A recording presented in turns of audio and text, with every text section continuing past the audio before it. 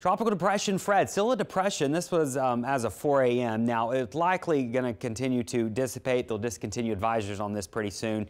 And you can see they're lifting to the north, but there's still circulation in here, so it's a low pressure moving to the north. But, of course, it's losing its tropical characteristics. So that'll continue to bring some rain, some gusty winds, and isolated tornadoes. A big problem over in the Carolinas this afternoon, but there's the track of it as it moves to the north. Tropical storm Henri, this formed yesterday. It's south of Bermuda. Been a little bit stronger than models did anticipate, and they've actually done a horrible job with this system, but not going to be an issue for the Gulf of Mexico. Here's the track of it. You can see they're moving to the west. Big question right now is how far does it swing to the west before it curves to the north? I will say kind of out here on the outer banks of North Carolina, probably going to have to keep a close eye on this. Models will probably flip around a little bit with it already doing such a horrible job handling it, so something they'll watch. But right now it looks like for the most part we'll stay out into the Atlantic as we head into the weekend. All right, let's talk about Grace. Grace is going to be the bigger story over the coming days, I think. This is Haiti, so it's past Haiti. They're seeing improving conditions. Just now moving over Jamaica this afternoon, so tropical storm conditions down there.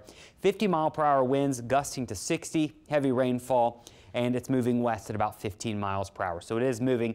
The pressure hasn't dropped all that much. It's not dropping quickly, but that could change going into tonight and tomorrow. You can see the structure of it, our high-definition radar satellite taking images every minute. It's incredible what these things can do now. And you can see there, you can certainly see the circulation, and it really just kind of has that look, or it's getting that look to where it looks like it's going to continue to intensify. So this was the latest track as of 10 a.m. There it is, moving towards the west, getting close to becoming a hurricane probably by tonight. Once it gets over this warm water here, you know, it'll have the fuel for it. The shear's not too high, and it will continue to intensify up until landfall somewhere near Cancun and Cozumel late Wednesday night as a hurricane, more than likely.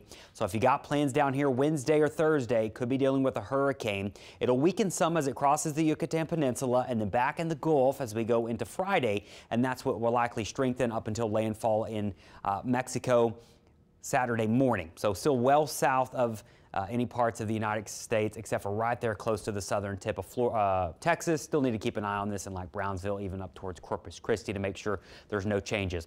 So when we're looking at the energy ahead of this thing, this is more than just the sea surface. This is looking at the energy for the tropical cyclone and how deep that warm water goes.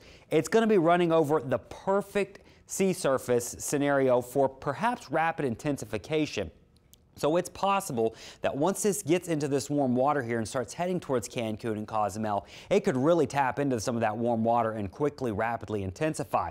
Also, wind shear is not going to be terribly high. There'll be some wind shear on the northern side of it from that high pressure, but it doesn't look all that high. So while they're forecasting a Cat 1, I think it could potentially be a little bit stronger than that as it approaches Cancun.